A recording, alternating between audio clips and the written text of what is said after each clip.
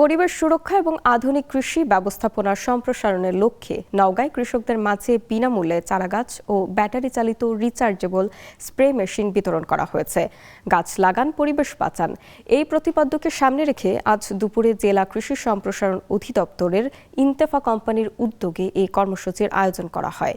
অনুষ্ঠানে প্রায় ২০০ কৃষকের হাতে একটি করে আম ও মেহগনির চারা তুলে দেওয়া হয়। পাশাপাশি ৩০ জন অসচ্ছল ও পেশাদার স্প্রেম্যানকে আধুনিক ব্যাটারি চালিত রিচার্জেবল স্প্রে মেশিন দেওয়া হয়। এর পাশাপাশি তাদের নিরাপদে বালাইনাশক ব্যবহারের জন্য hand gloves, protective goggles, mask, polo shirt ও ক্যাপও প্রদান করা হয়।